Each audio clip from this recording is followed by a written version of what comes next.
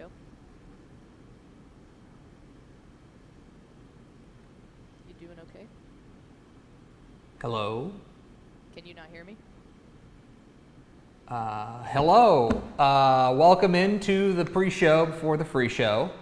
I am Greg. That is ostensibly Ashley. Welcome in to it's a Tuesday episode. Texas Football Today, episode 1774 is the episode. Do you read me? Yeah, can you hear me? Yes. Okay. I don't know what happened. I don't know either.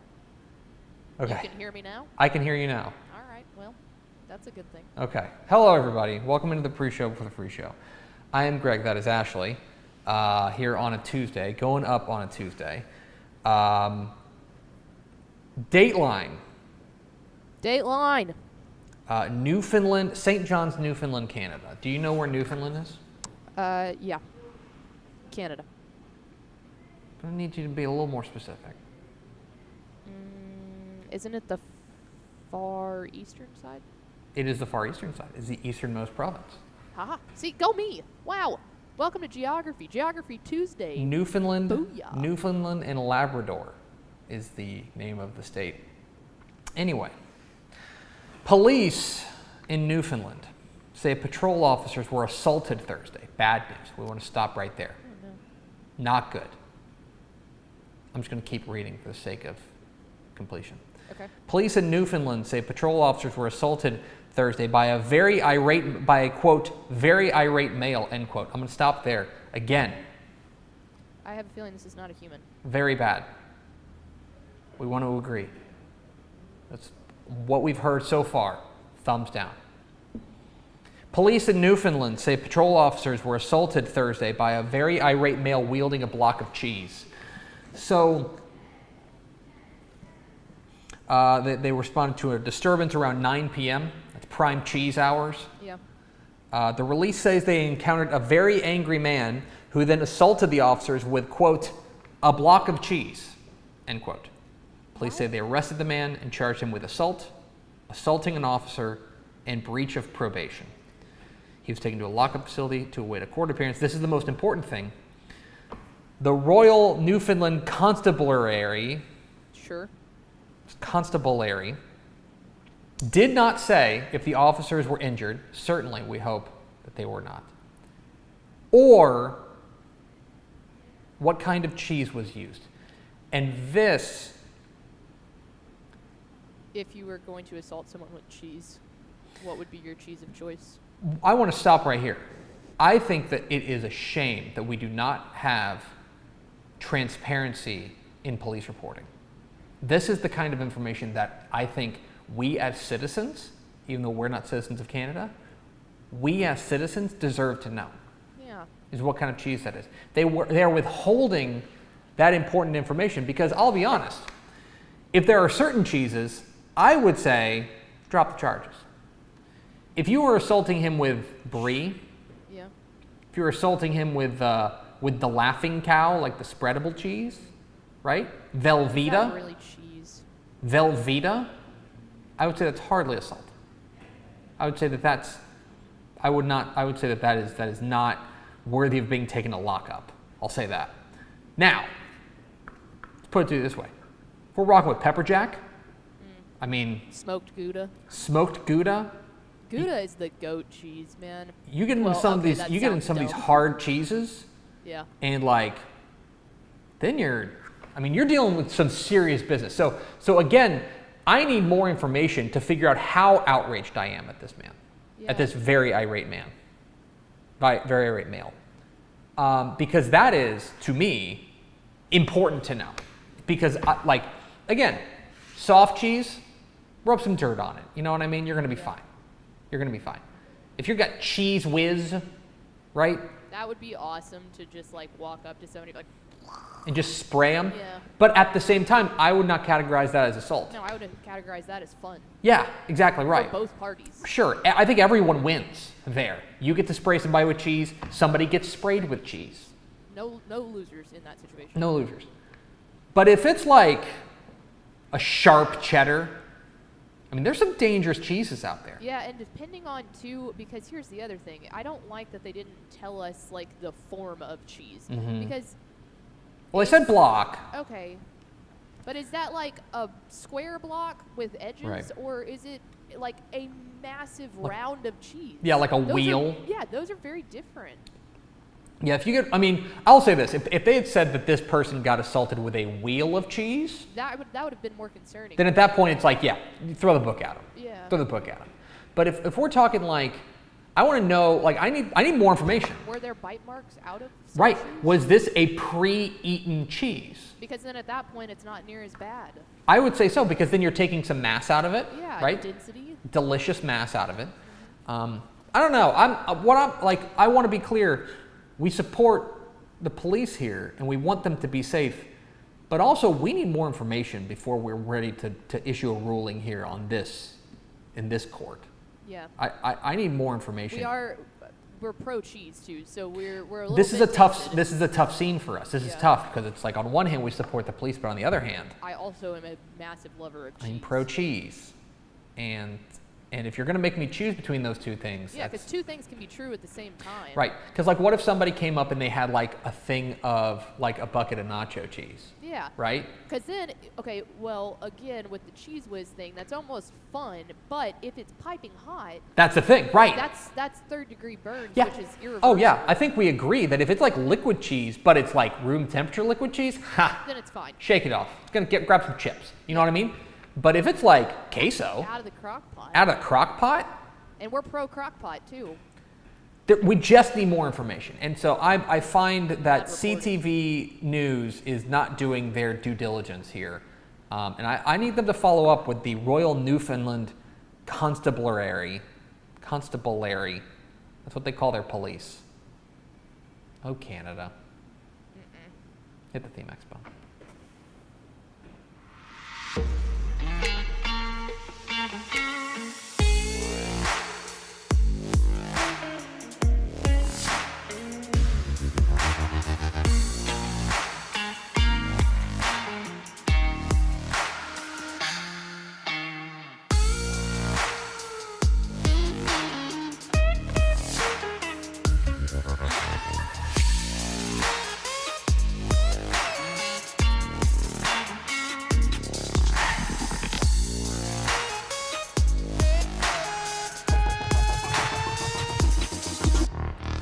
Yes, y'all! From the brand new Dave Campbell's Texas Football Mothership here in beautiful Lewisville, Texas, it is Texas Football Today, a program online. My name is Greg Tepper. I'm the managing editor of Dave Campbell's Texas Football Magazine and TexasFootball.com. Thank you for spending part of your day with us, whether you're watching us live at TexasFootball.com, Facebook, YouTube, or Twitter, or you listen to us on the podcast, which you can subscribe to on the podcast vendor of your choice. Either way, thank you for doing your part to support your local mediocre internet show. I am sitting over there at the helm today in her little palace, in her little kennel over there, in her, what does Ava stay in? A house. In her little house. She has a cat pack. She's a cat pack. Yeah, it's a backpack that she likes to ride in. Does she? So where does it's the Duchess of the Dorsetshire Pickle. Hi. Hi. So where does she sleep? In the house. Just like wherever she wants. Yeah, she's a free roamer. So she doesn't have She like. doesn't sleep much. She annoys me at night. It So she keeps doesn't. me up all night. So she didn't really have. Well, have you ever thought that maybe it's because she doesn't have a bed? No, she has a bed. Her Lolly, my mom, got her a Her bed. Lolly. Yeah, it's Lolly and Pop. Speaking of which, major thing to Lolly and Pop, to Trisha Pickle and Lance Pickle, happy 30th anniversary. How about that? Today is the big 30th for them. Wow. How cool is that? Wow. Yeah, so big LP and Trish show. May 21st. Yeah, May- 30 years, May 21st. 1994. May 21st is a good wedding date. Yeah, it's kind of in that May is a hotbed for weddings. Yes. Like it's Yes. wedding season. Yeah, you're in the and you are in the you're in the age bracket right now where you're going to be. It's lots of weddings. It's going to be a lot of weddings all a lot summer. of weddings, a lot of baby showers. Mhm. There's not a weekend that goes by without that stuff happening. Yeah. But happy anniversary to Trish Yes. and LP, my parents. Absolutely. Happy anniversary. which is amazing because today is Tuesday, May 21st, 2024. It is 191 days till Thanksgiving. It is not only Trish and LP's anniversary, it is also the birthday of Notorious B.I.G. Oh, let's go. Happy birthday. Happy heavenly birthday to B.I.G. Biggie, who I can't do the math. He would have been old today, like 52. Anyway, it's episode 1774.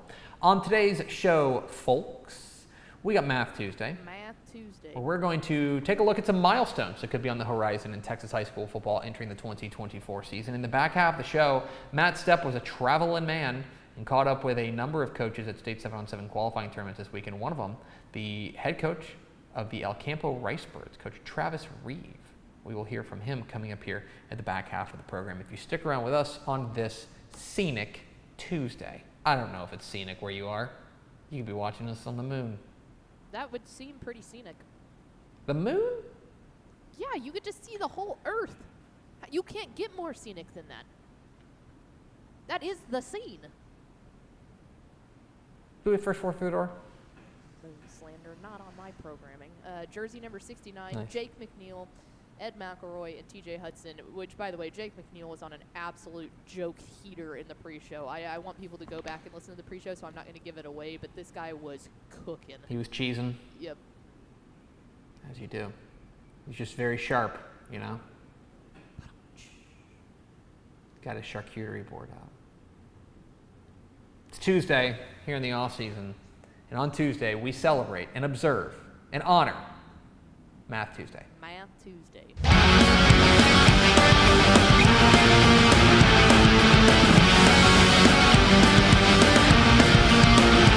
Math Tuesday.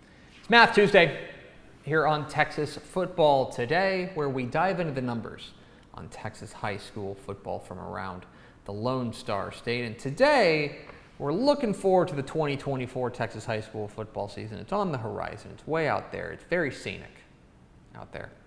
And we want to take a look at some milestones that could be on the horizon that we're going to have our eye on heading into the 2024 season.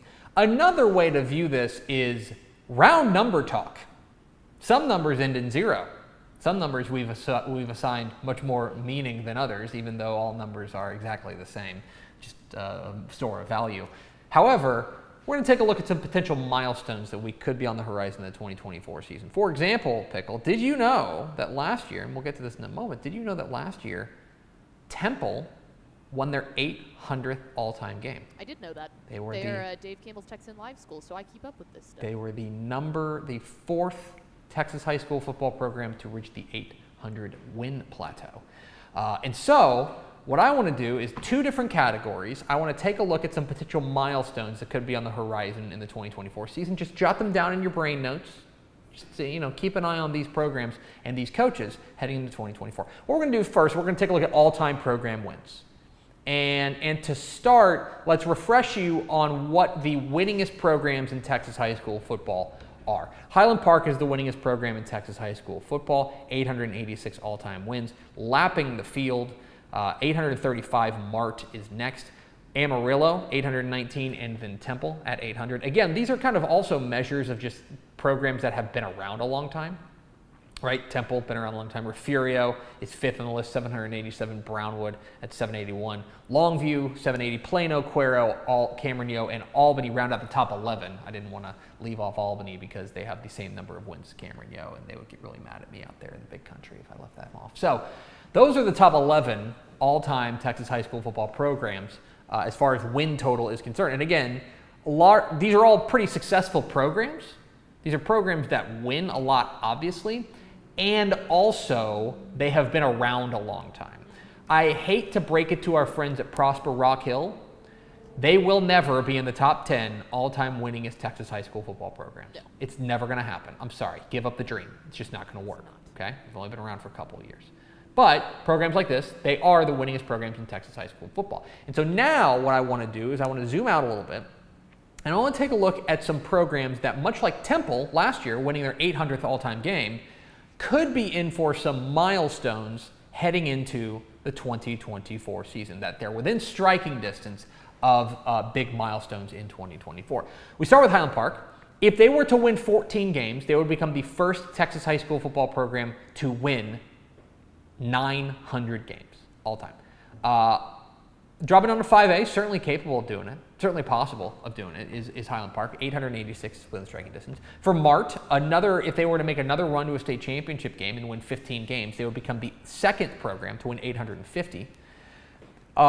Refugio could join the 800 win club, be the fifth member of the 800 win club if they were to win 13 games this year. Gilmer, the 4A Division II state champions, are within striking distance, and in fact, it would be very shocking if they did not reach the 750 win plateau. That would make them the 12th all-time program to do that. Corsicana and Tyler could also reach that with 14 wins. And then you've got a bunch of teams that could reach 700 wins this year. And there, by the way, have only been 20 programs in UIL Texas high school football history to win 700 games. Stanford could get there. Their next win will be their 700th. Garland, Childress, Carthage. They need Garland needs 5. Childress and Carthage need 11. Salina, if they win 14, could get there. And Stephenville, if they were to win 15 games, could reach the 700 win plateau and make some Texas high school football history as far as programs reaching those milestones, getting over that finish line of programs that we talk about as the greatest programs in Texas high school football history. All those programs, Stephenville is the 27th winningest program in Texas high school football history. They're at 685 wins. They could become, depending on teams ahead of them too, but for now, they could be the 21st member of the 700 win club if they were to win 15 games. So those are some teams and some programs we're going to have our eye on as far as teams that could reach some milestones heading into the 2024 season. Now, I want to take a look at another category, and that would be Texas high school football coaches. Now, there's been some turnover this year, and some of the winningest coaches, active winningest coaches in Texas high school football called it quits this offseason. So this is the new active top 10 winningest active Texas high school football coaches. Randy Allen still in front. He's at 446. If you're interested, he is still 54 wins behind, or is that right? 44 wins. He's still 44 wins behind Phil Danaher all time. Now, Phil Danaher has retired, so, you start doing some math here. It would take at least 3 more good seasons for Randy Allen to get there, but he could reach Phil Danaher there. Denny Faith at Albany is sitting at 360. Reginald Samples sitting at 340 there at Duncanville. Mike Wheeler at Dallas Christian, the dean of private school coaches, has at 323. Larry Hill at Smithson Valley at 311. Mark Kiroff at Fall City at 293. Gary Joseph at 268. Jerry Bomar down there at Grosbeck is sitting at 265. 8th active winningest coach in Texas high school football right now. Richard Barrett and Todd Rogers there at Argyle round out the top 10. So those are, and by the way, we did have some coaches like Jason Herring who retired in the offseason. He would have been 5th or 6th on this list. Is that right? 1, 2, 3. He would have been 5th on this list at 293 all-time wins.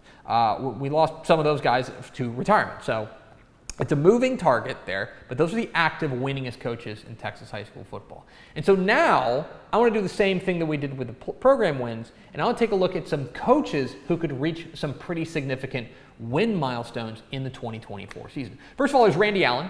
Randy Allen could become the second member of the 450 win club with 4 wins. And again, I would be relatively shocked if he didn't get there.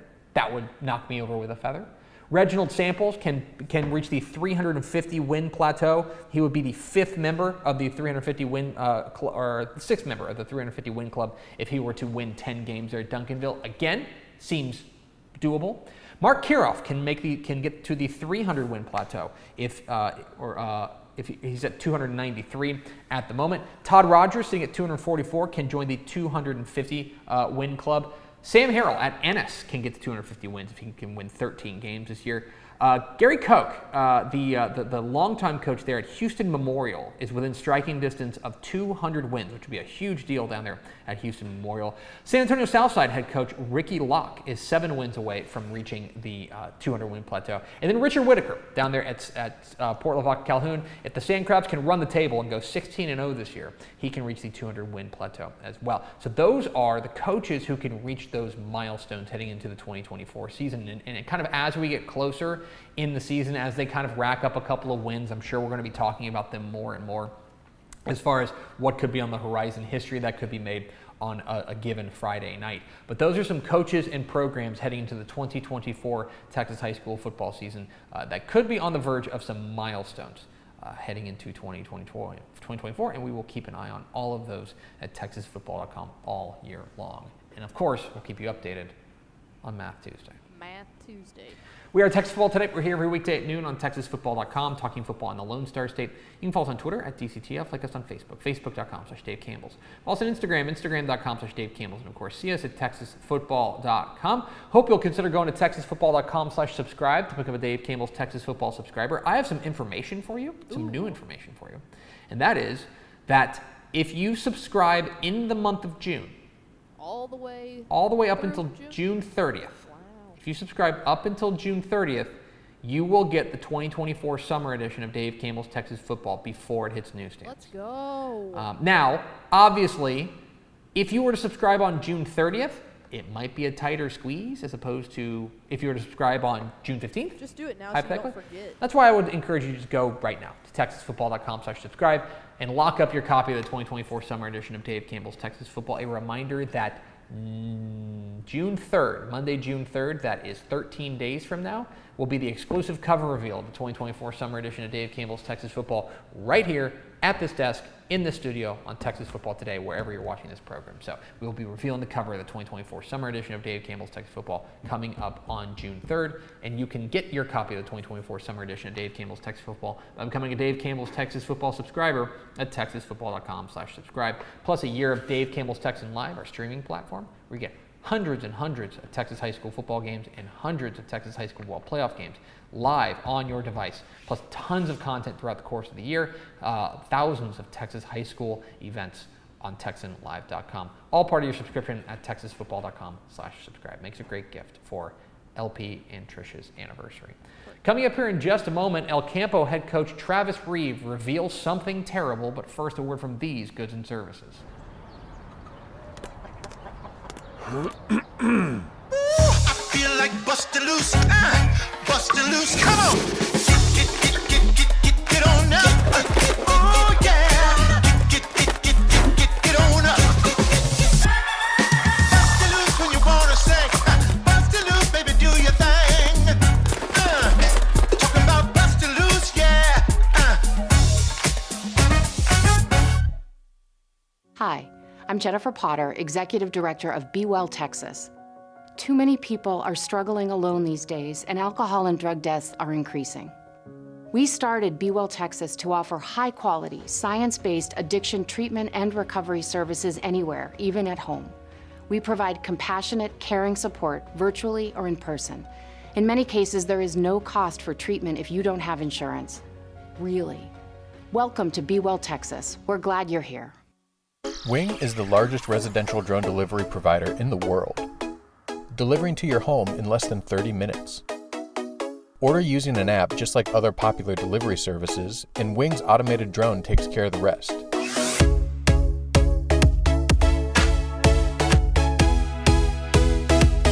It's fast, safe, and sustainable, and it's now delivering to parts of Dallas-Fort Worth, Texas. You can learn more at wing.com/TexasFootball. Again, that's wing.com/TexasFootball. Back here on Texas Football Today, I'm Greg, that's Ashley, and let's go to our chief 7-on-7 talker guy, Matt Stepp. That is his official title. I've seen his business cards. Who was on location this weekend and around the state 7-on-7 qualifying tournaments as teams were punching their ticket to College Station coming up here at the end of June. Catching up with some coaches, one of them, the head coach of the Campo Ricebirds, Coach Travis Reeve. Matt Stepp caught up with him. Here's his conversation with Travis Reeve here on Texas Football Today. Matt Stepp, Dave Campbell's Texas Football here at very foggy Needville, Texas, here with the head coach of the El Campo Ricebirds, Coach Travis Reeve, before the Needville 7-on-7 qualifier. Coach, appreciate you taking a few minutes to chat with us this morning. You bet. Appreciate you being here. All right, Coach. First of all, you are entering year 2 there at El Campo, and you've had a full off. It's been a normal off season, not no transitions and everything like that. For you guys and how the off season went, because I mean we're basically at the end of the off season now. School's almost out. How much further along are your guys at this point this year than you were 365 days ago? Night and day difference. We came to this tournament last year. We were just getting started, quite honestly, and we were having to just have some cards for kids to follow, and everything was brand new.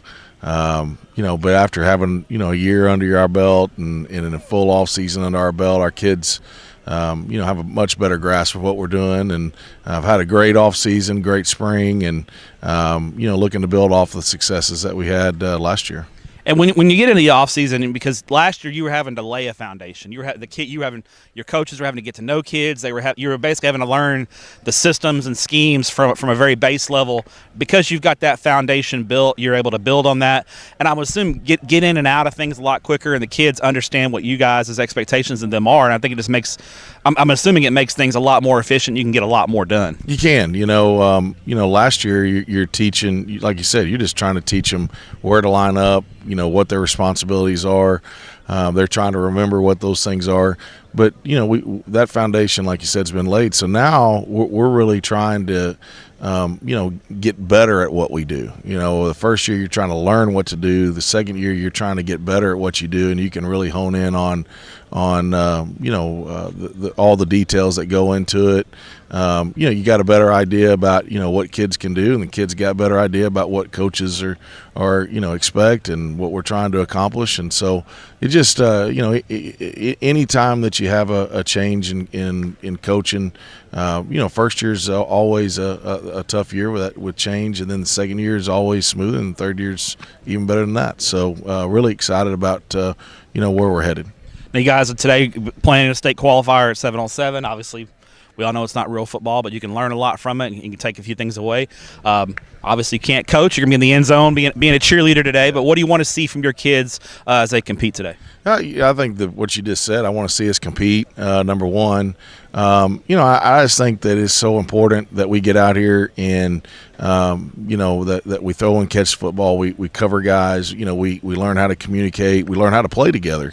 And, there's I talk to our kids all the time. In athletic period, we've got time to teach you what to do and how to do it, but we don't have time to get good at it. To get good at it, you got to put in the extra time. And, our kids are up here early on a Saturday morning, and, we're here to get better, and we're here to play good competition, and that's how you get better. Now, for you, you've been doing this a little while. When it comes to watching 7-on-7, some coaches get really into it, and they're living and dying with every snap. Some coaches try to lay back a little bit and kind of keep relaxed, and then maybe do a little low key fist pump when something good happens. How are you? Because it's tough, because I know you want to coach your kids, and they're your kids, and you want to love on them. You want to teach them when something goes wrong, but you can't right now. So how do you handle that balance when it comes to 7-on-7? Because I know you're a competitive guy deep down, and you want your guys to get a win anytime they're out there playing. Yeah, I would say that I try to be a low-key guy, but inside I'm probably that competitor that's, really happy with the good plays and feel like the bad plays, it's the end of the world, but it's not. But, it is hard because you can't coach them, and it is a different game, like you say. I mean, it's a little bit different game, and in our focus, in our approach to 7-on-7 is like a lot of people. I mean, we want to run the things that we're going to run, and a lot of times that translates to the 7-on-7 game. Sometimes it doesn't, but being out here and just being with our kids, is fun, and it's fun watching them compete. All right, now looking ahead at 2024, first let's talk about UIL realignment. And you guys are headed south in realignment into a new district. El Campo's kind of gone north the past few years. This time you guys are headed south into some familiar territory, because your time at Cuero, you're a little more familiar with those teams. And on the outside looking in, some people may say, oh, El Campo got a break. They're going Region 4. It should be great for them and Bay City to go south. But I know you're familiar with those teams, and I know you view it as a challenge, and there's going to be good challenges in your district week in and week out, won't there? Absolutely. I feel like we're in the best district in Region 4. Us in Bay City, Calhoun, perennial power in Region 4. Lavernia, Beeville, Floresville. So we've got a really tough district, and I think the teams that come out of our district are going to be well prepared for a playoff run. And then there's other really good teams in the region, but it'll be a new challenge for us. It's exciting to shift gears a little bit, being a little bit different district, being a different region, but it's going to be a dogfight every week. All right, final question for you, Coach. When we look ahead to the Ricebirds in 2024, I know you haven't put the pads on yet, but what do you think your team, what are the Ricebirds going to hang their hat on in 2024? What's the personality of your ball club going to be? Yeah, I think we've got great leadership on our team. I think that we're going to be a team that's going to play really hard. Be a physical football team is what we want to be, and be a disciplined football team. We can't be a team that beats ourselves, and but we don't have any one superstar that is going to carry the load. It's going to take all of us, and I think we got a great group to do that. Coach, enjoy watching your kids compete today. Appreciate what you do for student athletes in the state of Texas, and good luck in 2024. Hey, appreciate you. Appreciate what you do for Texas high school football. Thanks, Coach. Appreciate it. Thank you. There is Travis Reeve, head coach of the El Campo Ricebirds, catching up with Matt Stepp at the Needville State Qualifying Tournament there in Southeast Texas. We appreciate his time as always. Matt Stepp on the road, traveling man to these state qualifying tournaments, getting an opportunity to chat with some coaches out of the 2024 season. We appreciate Coach Reeve's time. Let's go over to Ashley Pickle from America's second favorite segment. Final thoughts. I believe that we decided that we will not be having a show on Friday because you have some stuff to be doing that revolves around this book thing that we put together. I have a follow-up Friday here. If we're not going to have Friday, then I can do a follow-up Friday here. We have learned that the officer who was attacked with the cheese that we discussed in the pre-show did not require medical attention. So we're very thankful for that. That also narrows down the cheeses, I think. Yeah, that changes things. There's no way that was Gouda. No. But honestly, Dude would have needed that perp, how dare he? It's going to do it for us. Thanks for spending a little bit of your day with us. Follow us on Twitter at DCTF. Like us on Facebook, facebook.com/Dave Campbell. Follow us on Instagram, instagram.com/Dave Campbell. And of course, see us at texasfootball.com. Thanks again to Travis Reeve of El Campo for being our guest. For Ashley Pickle, I'm Greg Tepper. Vince Young, please meet your Player of the Year trophy. We'll see you tomorrow for This Week in Recruiting on Texas Football Today.